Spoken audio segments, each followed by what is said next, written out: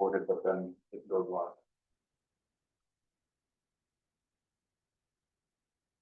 Make sure you turn your microphone on.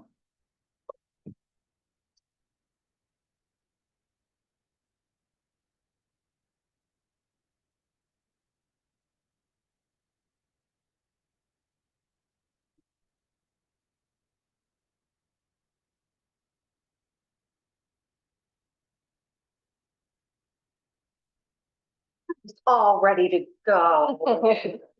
You walked through the door just as I hit that. Just make sure you turn your mic on a little bit. You're fine. I couldn't remember if you said you were working well or not, so.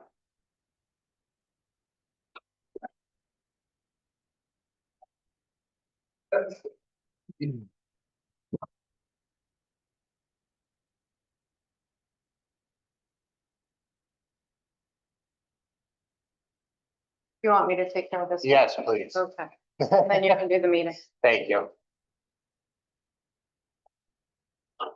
Are we good? I believe so. Is your mic on? My mic on? Yeah. Okay. There we go. All right, let us call this Public hearing. public hearing, thank you. To call this public hearing to order at 6:03 p.m. We are here to go over changes to the general assistance ordinance as laid out for us by the state of Maine. I'll ask Cameron to kind of review why we need to update our general assistance ordinance, and then we will take any questions or comments from anyone in the community. All right. So every year, the state adjusts different things in the ordinance, whether there's changes in statute or clarifying language. Actually, that's MMA. So every year, MMA will update the model ordinance, which the town of Buckfield has always adopted, and then incorporates the new financials associated with it. So maximums for housing and food and all that other stuff. So the new ordinance includes all of the new totals, the new maximums, as well as it's primarily focused or driven around policy language. So much of it's, one of the changes is centered around service delivery standards. Our current ordinance reflects general commitments to respectful and lawful administration, but the trauma-informed and culturally appropriate framework is less explicitly emphasized. So with this ordinance, they've clarified some of that. I know as an administrator, there's a lot of gray area sometimes, and it's open for interpretation. They've kind of closed that gap, and it's more clear as to what qualifies, what doesn't, what the steps are. So policy language and approach, there's changes to scope of basic necessities and definitions. Application and eligibility process, it retains a 24-hour decision policy, but provides further detail on application channels, including in person and by telephone for emergencies. That actually has happened to me before. Somebody had asked if they could have a phone interview, but the ordinance was kind of gray, and so they've clarified that. Work requirement and disqualification. It clearly outlines work registration, job search, suitability, and conditions for disqualification. The older or the existing ordinance contains core work requirements, provides fewer examples of exemptions and less detailed guidance. So that's helpful. Income resources and verification. It modernizes resource eligibility standards, including rules on automobiles, property transfers, and pooled resources. The existing ordinance uses less contemporary standards and fewer specifics in asset and resource eligibility. So as you can see, there's a lot more clarification here, which is good. Fair hearings and appeals. The new one reinforces rights to appeal with detailed timelines and procedures. The 2024 version describes the appeals process, but does not elaborate on participant rights or hearing timelines. Emergency assistance and special provisions. The proposed ordinance refines emergency assistance eligibility, especially for life-threatening situations. It adds explicit guidance on moving, relocation, and institutional stays. The 2024 adopted covers emergencies in general, but provides less directive on specific scenarios. And then benefit maximums, and obviously the appendices includes updated maximum assistance levels in appendices A through H, including food, housing, utilities, heating, fuel, personal care, and burial or cremation to reflect 2025 cost of living adjustments and updated fair market rents. The model also presents these maximums in a more standardized appendix structure that is intended to be updated annually, which we do. This is part of the process. The existing one that we have establishes maximums and appendices based on the 2024 adoption period, which was the 2024 cost of living. And then the 25 model in regard to recovery of expenses expands on the municipality's authority to recover assistance expenses through liens, reimbursement, offset of work fair value, and claims on relevant benefits.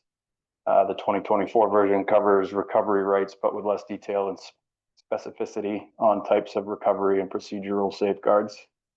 And then it clarifies confidentiality a little bit more. I actually have a memo that's in our select board packet if anybody wants to go through and look at all the changes. It's on today's agenda packet, so that's online right now. Okay. But that, in a nutshell, is what the changes are. It's mostly language driven, clarifying.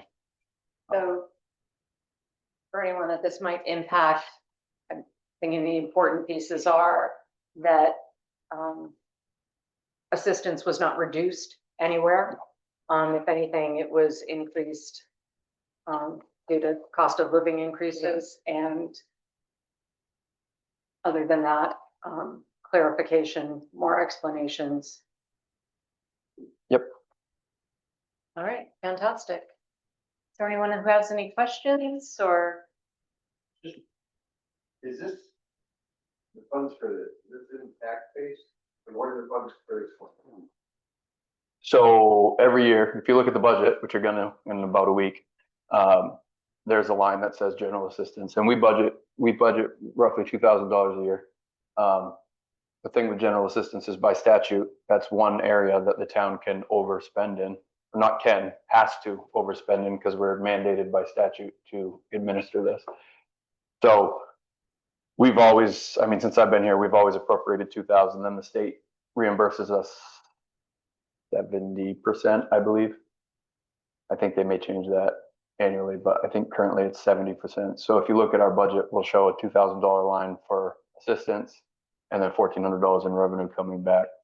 And then over the last year or so, the state has issued a couple of, I don't want to say bonus payments, but based on your general assistance, they've kicked back a little bit of money to help offset increases in general assistance. Fortunately for Buckfield, we haven't seen a huge spike in it because obviously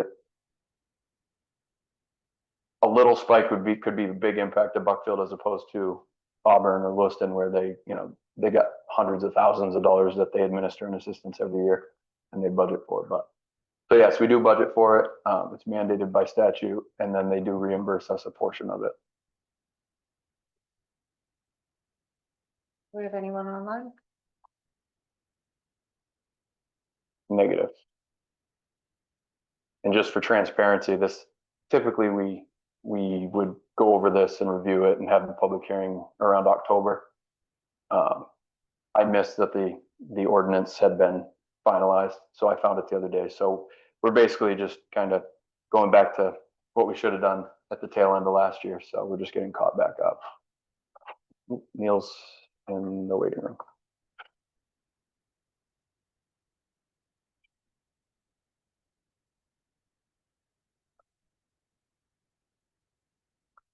Hey, Neil.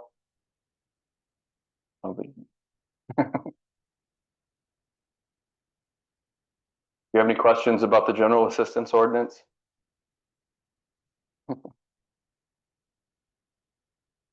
Anyone on the board have anything they want to discuss or put out there?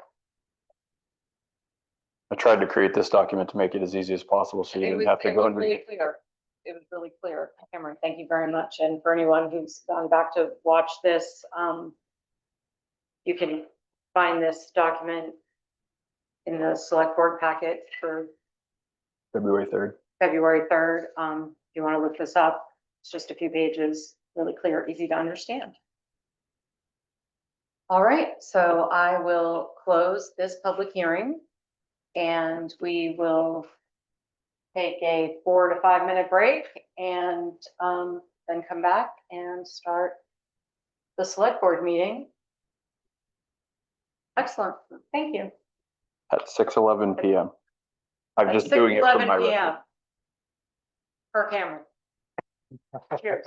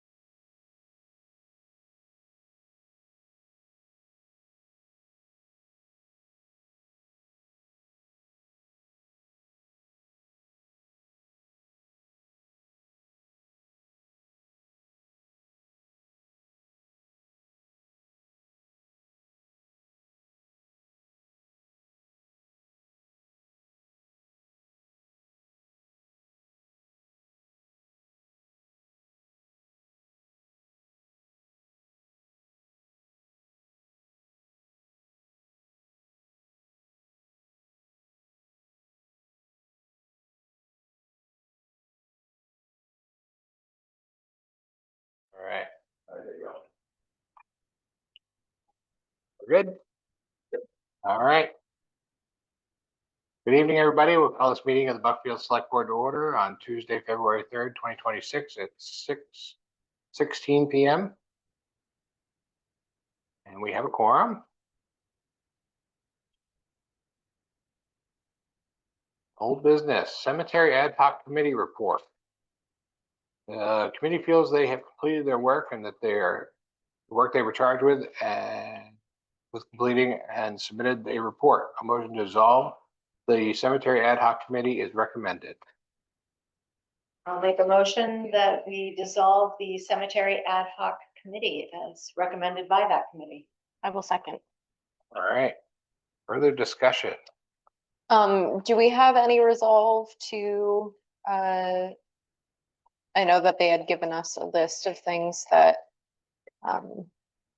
they were not able to resolve. Have we dealt in any of that? We need to revisit.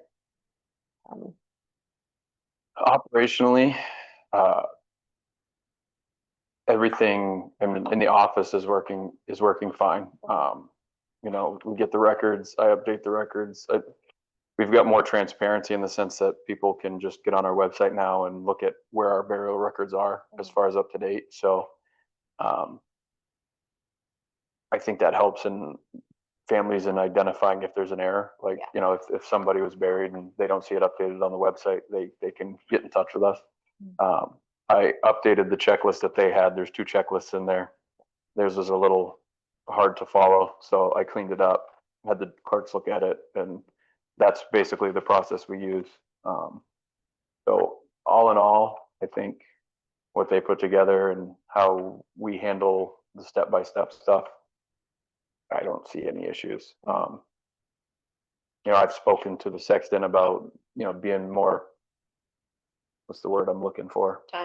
Timely with records, especially when it centers around cremations, because we are supposed to be sending that documentation to the state within 7 days. Yeah.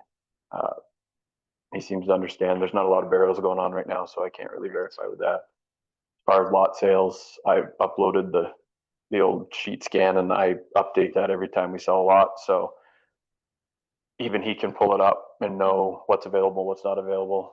He has his own record that he keeps too. And I think that was one of their concerns, was if his records don't match our records. And I said, well, the record's online. So Yeah. there shouldn't be any questions about that. And if, you know, he tries to sell somebody a lot that we've already sold, when they come in, we're going to reach out to him and let him know, hey, you can't sell that one because we've already sold it. So I deed everything immediately. So as soon as it's paid for, I draft a deed and it goes to county, so it's recorded. There's no lag in that anymore. So all in all, I think we're in a better position than we were before. They did a lot of work with GPS mapping. I know Bob helped them out in one of the cemeteries after trudging through the woods up in North Buckfield for a while, but I think it was a good project. Should be easy if, you know, there's a process in place for,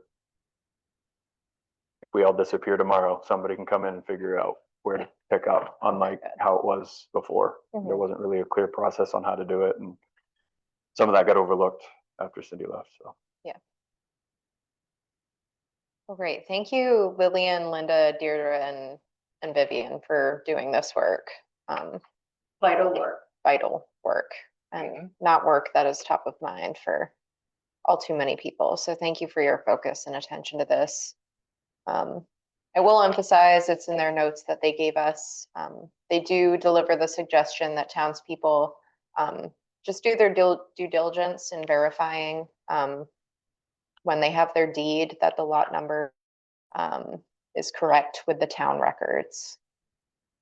I would also put emphasis on, and it's in the rules, that, and I know it's a tough time and things can get slipped through the cracks, but it's very important that the family reach out to the town office to let us know there's a burial going on.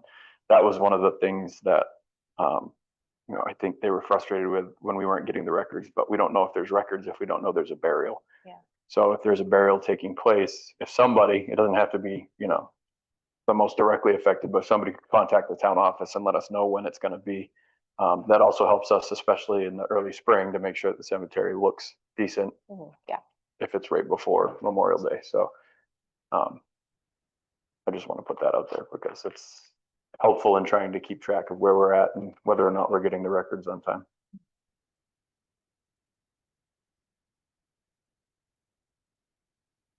All right. All in favor? Oh, yep. Thank you very much. Thank you again, all. Consent agenda. I move that we accept the consent agenda as written. I'll second. All right, further discussion? I'm not gonna lie, I did not go through all those reports, so I'd be reading step by step. I don't know if any of you had time to go through I've them. been poking through them here. People are working hard and getting a great deal done. I'm lucky to have the people we have in this community. Indeed. That's my summary. Always impressed with how much the library is doing. Yes, they're killing it over there. We're net positive on available books, 268 visits, lots of programs. Oh, they got Public Works, I can sum up as it was cold and icy. Rescue had 40 calls, 23 during the day, 15 at night. 26 in Buckfield, 6 in Hartford, 8 in Sumner.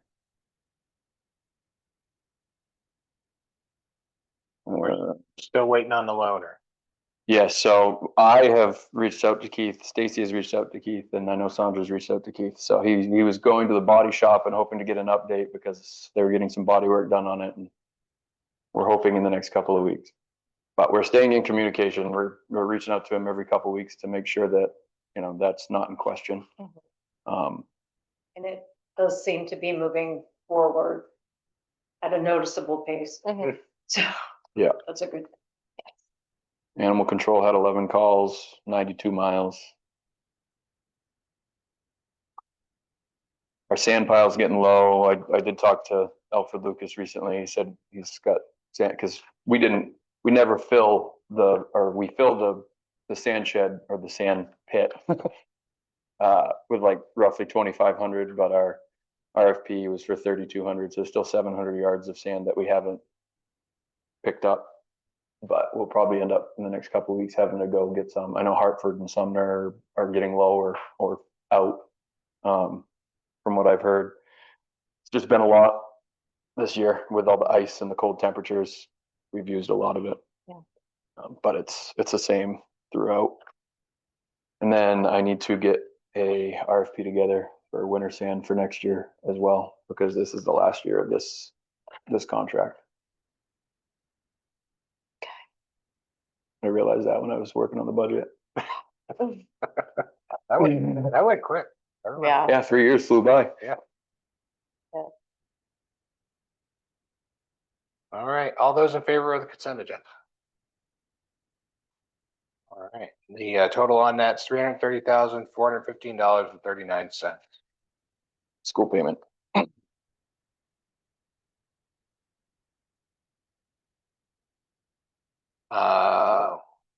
So I would like to make a motion that we postpone the approval of the minutes of the January 20th, 2026 Select Board meeting to our next meeting, as we don't have a hard copy here with us, and I've read them and the content is correct. But so we can all go through for grammar, spelling, and punctuation. I'll second. All right, further discussion? All those in favor? All right. General assistance ordinance.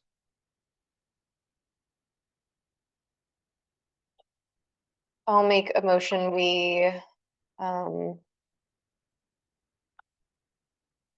adopt the changes to the general assistance ordinance as recommended from the Maine Municipal Association. I will second that. Further discussion? So it's ordinance and appendix. Yeah, okay.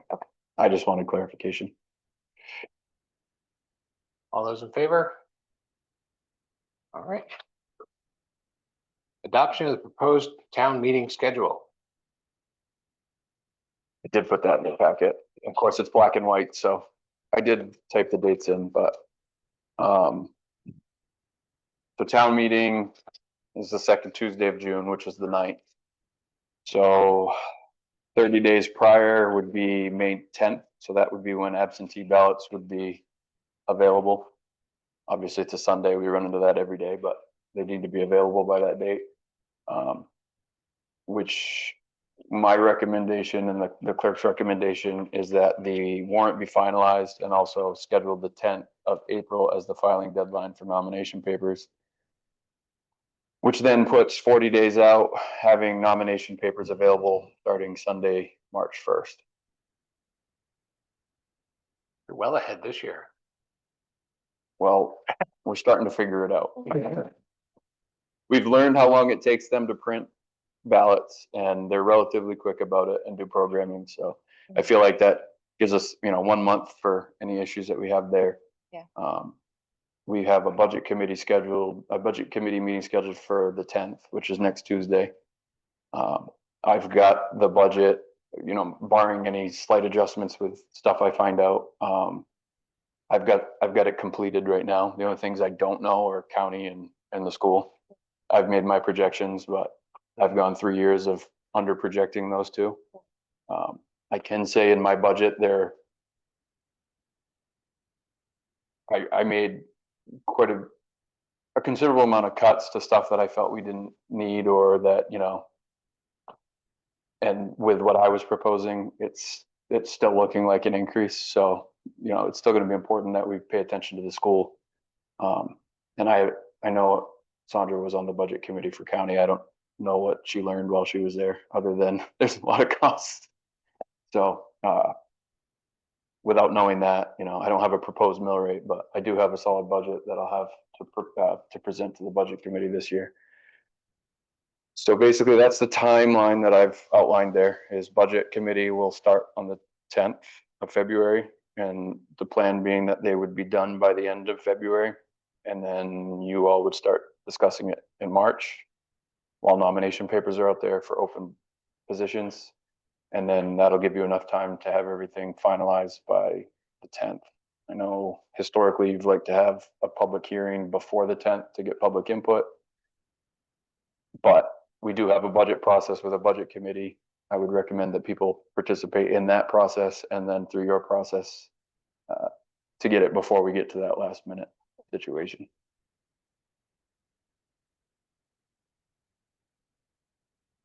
Any questions? Other than I feel like we just did this. Right. Neil's working on a budget too.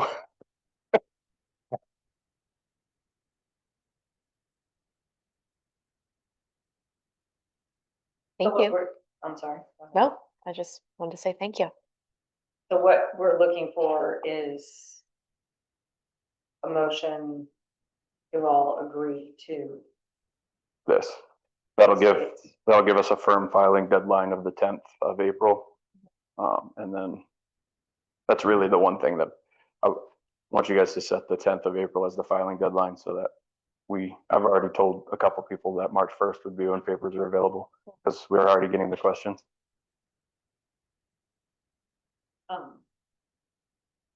Do we, I think setting these dates is important. Do we need to make it a select board decision, or we just have this discussion? I feel comfortable. I would prefer that you guys set the 10th as the filing deadline, because the way the law reads, this is no less than 45 days. And while we're pushing it out 60 days, it's on the record, and But if everything's ready the 8th, it wouldn't matter because nomination papers are available for 40 days. So okay, so it can't go up. right. And it can't be 41 days. It can't be 42 days. It has to be 40 days. Okay. So by setting the 10th, it firmly sets when those papers are due.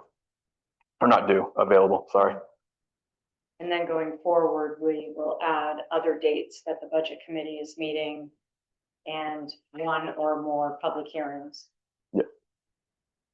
I would do, if you were to do just one, I would do one closer to the election, so it's fresh in people's minds. And then if you do one pre-final warrant, obviously you'll see, beginning of April sometime would probably be the best bet for that.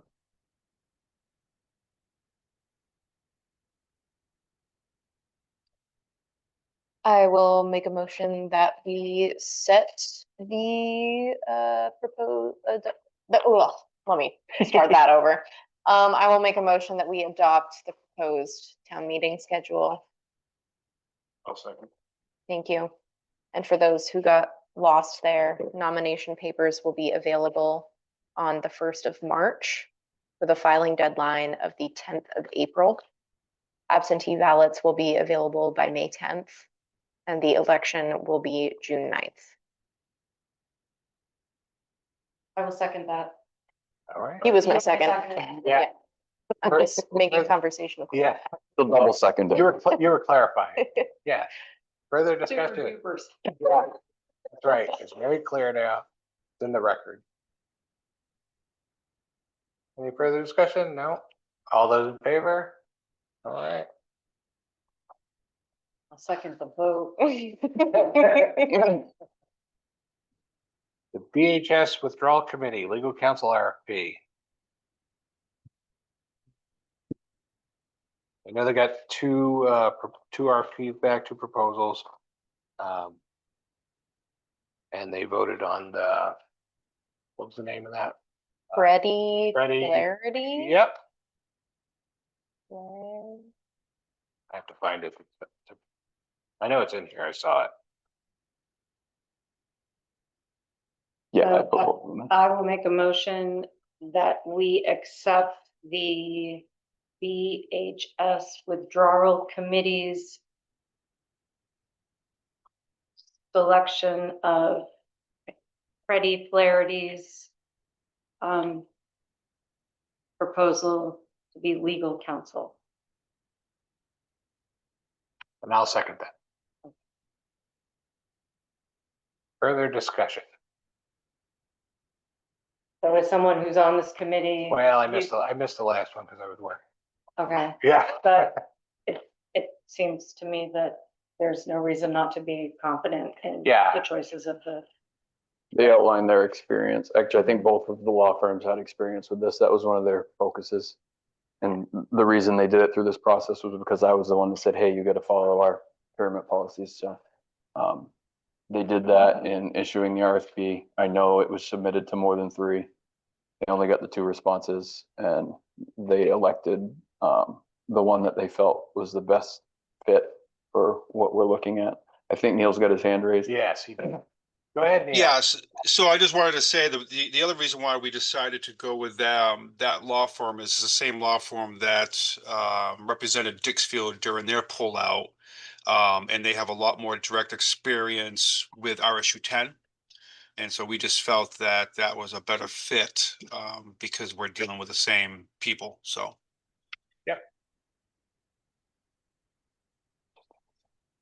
Makes sense to me. And this was proposed and discussed at one of the regular meetings that was open to community members. Yep. So all of this Yes. was for discussion for all community members. This wasn't a, I've attended every one of their meetings except for the budget workshop. I didn't sit through that one, but I would encourage the public to, sit in and watch and just see. I mean, obviously, up until they get legal counsel, it's kind of like a shot in the dark of, what they're trying to do. They put a lot of emphasis on as an outsider on constructing the budget and put a lot of work into that.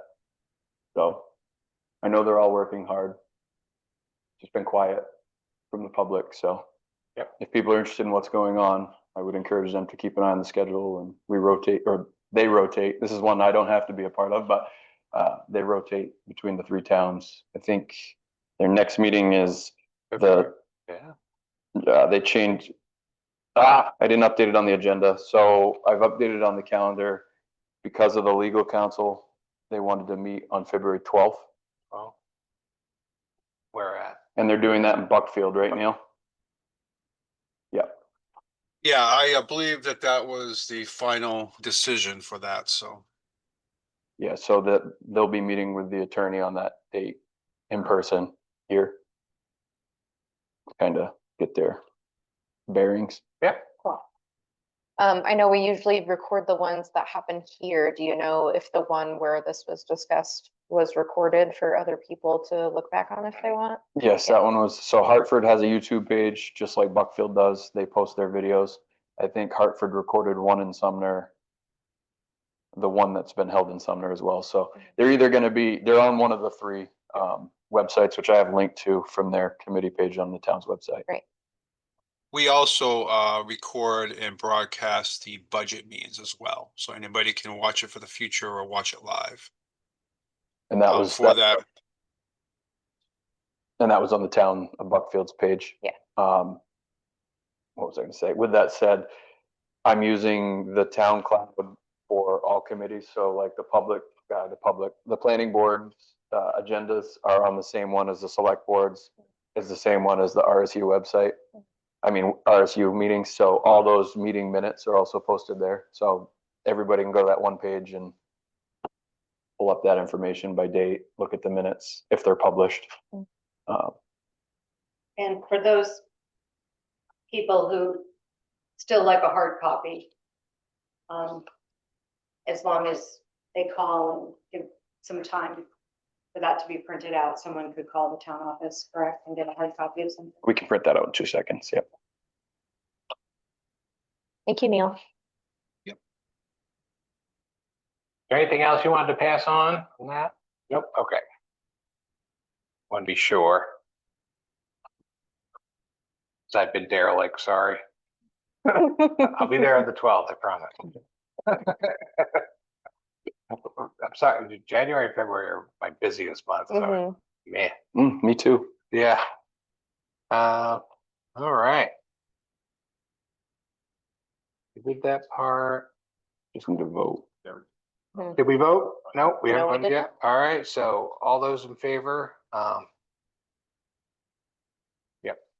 Did we make the motion? Yes, did. Sandra made a motion, Bob seconded. Thank you. Yeah. to- Sorry, I am also raising my hand. All right, Yes, so to- But we seconded it, well, Yeah. Yeah, the motion was to approve what the committee approved. Okay, perfect. All We're right. really on the ball today, you guys. It was my fault. Committee appointments. I'll make a motion. We appoint Abby Jones to the Budget Committee for a 2-year appointment. I will second that. Further discussion? we'll have a committee. Yeah. Fantastic. Thank you, Abby Jones. Thank you, How many Abby. more seats are available There's 2 more seats. after this? So 2 more folks to serve on the committee. And we just talked about the calendar, so starts this month. February 10th at 6 PM. And member or not, you are welcome to the meeting and Yes. welcome to give input. And since I will be there, I will live stream them as well and record them, so they'll be available to watch later on as well. All right. All those in favor? All right. Thank you, Abby. Other business. So I emailed all of you the evaluation for me. Yes. I didn't anticipate we were gonna be talking about it tonight, but it's the same form as last year. I forwarded you what you did last year plus a blank copy. My thought was give you guys the next couple of weeks to go through and do your individual ones and then send them to Bob so he can compile them again. Mhm. And then we can talk about it on February 17th. Yeah. And then that'll meet that deadline of February, unlike last year. We're getting there. Yeah. Yeah. Every year we get a little closer to on time. Well, I think originally it was written up for like November and we ended up doing it in February. So that's how we ended up with the February schedule. Yeah. It works out better that way.